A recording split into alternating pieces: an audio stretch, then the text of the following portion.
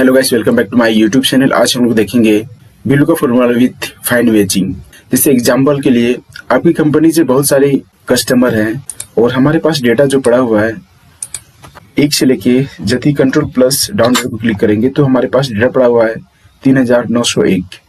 तो इतने कस्टमर में से आपको मेल ड्रॉप करना है। उसमें से कुछ न्यू कस्टमर भी आपको कॉल करके कहा है, सर मुझे सामान को डिस्पैच करने से पहले एक मेल को ड्रॉप कर दें।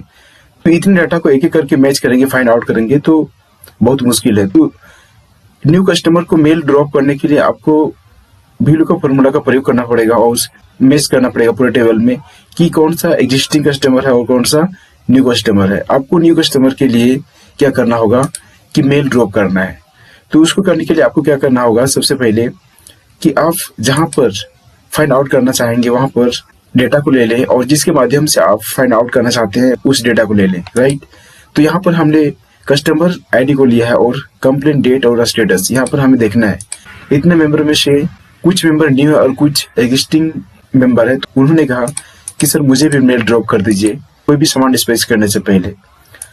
तो उसको देखने के लिए आपको VLOOKUP फॉर्मूला को अप्लाई करना होगा और VLOOKUP फॉर्मूला को अप्लाई करने के लिए आपको यहाँ पर जितने भी रिसोर्सेज डेटा है, जितने भी डेटा है 3901 डेटा में से आपको क्या करना पड़ेगा, इसका एक टेबल एरे बनाना होगा।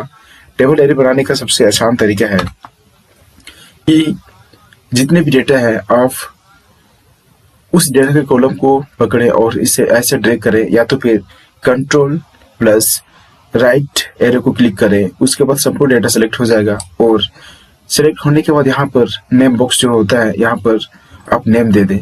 हमने यहाँ पर ऑलरेडी नाम दे चुका है, इस डेटा को नाम असाइन कर चुका है, इसलिए हम असाइन नहीं करते हैं। आप ऐसे करके ड्रैग करके आप यहाँ से नाम को असाइन कर लेंगे, या तो फिर पिछली वीडियो में आप देख लें कि नाम को कैसे असाइन किया जाता है। असाइन करने के बाद आपको क्या करना पड़ेगा, यहाँ पर यदि VLOOKUP इंटर करेंगे, VLOOKUP करने के बाद टैब प्रेस करें या तो फिर डबल क्लिक करें। उसके बाद यहाँ पर लुकअप वैल्यू जिस वैल्यू से आप डेटा को देखना चाहेंगे उसे इंटर करो। जैसे ऑर्डर हम कस्टमर ID 1 को लेते हैं और कोमा, उसके बाद इंटर डेटा का नाम जो असाइन किया हुआ सोर्स है, सोर्स डेटा के नाम से हमने असाइन किया है, उसे भी हमने इंटर किया। उसके बाद कॉलम इंडेक्स नंबर हम यहाँ पर 1 देंगे क्योंकि हम इसी कस्टमर आईडी के माध्यम से हम इंटायर डेटा को देखेंगे और यदि इसी कस्टमर आईडी के द्वारा हमें डेटा को देखना है तो यहाँ पर हमारे पास कितने नंबर कॉलम में है, पहले नंबर कॉलम में, इसलिए हम यहाँ पर कॉलम इंडेक्स नंबर 1 देंगे। उसके बाद कोमा, रेंज हमारा ट्रू हमेशा रहेगा, उसलिए हम ट्रू के लिए 0 इंटर करते हैं और क्लोज ब्रैकेट और इंटर करेंगे। इंटर करने के बाद आप इसे ड्रैग करें लास्ट तक।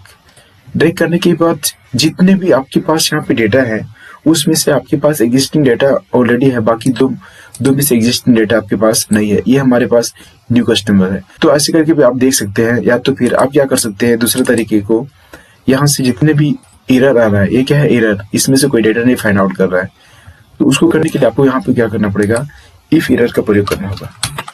If error, right. जैसे आप इफ एरर करेंगे यहाँ पर इफ एरर आ जाएगा। इफ एरर करने के बाद यहाँ पर ब्रैकेट आ जाएगा। उसके बाद यहाँ पर क्या करेंगे, VLOOKUP फॉर्मूला अप्लाई करने के बाद इफ एरर कोमा, यहाँ पर डबल इन्वर्टेड कोमा, उसके बाद इफ एरर के लिए आप यहाँ पर क्या डेटा लिखना चाहेंगे, जहाँ पर इफ एरर आ रहा है वहां पर क्या डेटा लिखना चाहेंगे उसे टाइप करो। हम करते नॉट फाउंड, क्या not found, okay, double inverted coma, फिर से क्लोज ब्रैकेट से बंद करते हैं, उसके बाद इंटर करते हैं। इंटर करने के बाद हम दोबारा इसे ड्रैग करेंगे। ड्रैग करने के बाद हम क्या देख पा रहे हैं कि जहां पर हमारे पास नॉट अवेलेबल स्टेटस आ रहा था, एरर आ रहा था, वहां पर अभी क्या दिखा रहा है, नॉट फाउंड, मतलब यहाँ पे डेटा नहीं फाइंड आउट कर रहा है, राइट। तो इस प्रकार से कर सकते हैं।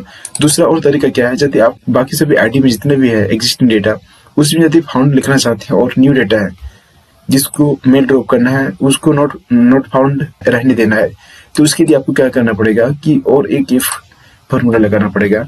उसको भी करने के लिए आपको क्या करना पड़ेगा, इफ फंक्शन लगाओ। उसके बाद यहाँ पर इतना डेटा इक्वल टू क्या करना है, नॉट फाउंड करना है, क्या इक्वल टू नॉट फाउंड। हमने नॉट फाउंड लिखा, राइट। हमने यहाँ पर नॉट फाउंड लिखा, उसके बाद डबल इन्वर्टेड कोमा, फिर क्या करना है कोमा। हमने इतने डेटा के लिए इफ एरर, जहां पे एरर आ रहा था उसके लिए हमने क्या लिखा है नॉट फाउंड। लाइक मतलब इतना सारा यहां से लेके यहां से लेके सॉरी यहां से लेके यहां तक के डेटा के लिए हमने क्या किया है नॉट फाउंड को असाइन किया है। क्या असाइन किया है नॉट फाउंड, राइट। तो इतना डेटा के लिए हमें क्या आएगा रिजल्ट नॉट फाउंड। यदि इतना इक्वल टू नॉट फाउंड आएगा,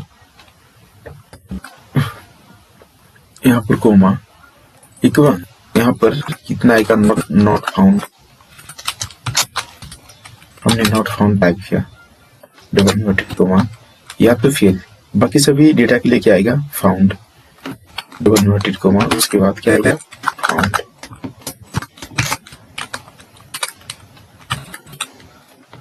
फाउंड, उसके बाद क्लोज ब्रैकेट, इंटर करो।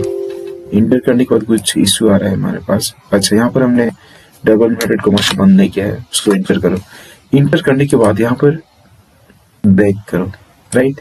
हमने ड्रैग किया, ड्रैग करने के बाद स्टेटस में हम क्या देख पा रहे हैं, जहां पर हमारे पास एग्जिस्टिंग डेटा था वहां फाउंड आया, और बाकी सभी न्यू कस्टमर का आईडी है वहां पर क्या आया नॉट फाउंड। तो ऐसे करके आप फाउंड या नॉट फाउंड को दिखा सकते हैं। यदि आपके पास एग्जिस्टिंग डेटा है तो वहां पर फाउंड आएगा, यदि आपके पास न्यू डेटा है तो वहां पर नॉट फाउंड आएगा, राइट। ट्रू और फॉल्स पे भी ऐसे कर सकते हैं। ये इस प्रकार से हम फार्मूला को अप्लाई कर सकते हैं। यहाँ पर थोड़ा लॉजिकली है कि इतने सारे इफ एरर के लिए हमने नॉट फाउंड साइन किया है, बाकी सभी डेटा के लिए फाउंड साइन किया है। यहाँ पर यहाँ से लेकर यहाँ तक के डेटा के लिए हमने नॉट फाउंड लिखा है। इतने पर नॉट फाउंड आएगा, यहाँ पर क्या आएगा नॉट फाउंड, या तो फिर बाकी सभी डेटा के लिए कितना आएगा फाउंड, राइट। तो इस प्रकार से आप क्या कर सकते हैं फाउंड और नॉट फाउंड का स्टेटस दिखा सकते हैं। तो शायद वीडियो इन्फॉर्मेटिव लगा होगा तो वीडियो को चैनल को लाइक करो, शेयर करो और सब्सक्राइब कर दो। मिलते हैं नेक्स्ट वीडियो में गाइस, बाय बाय।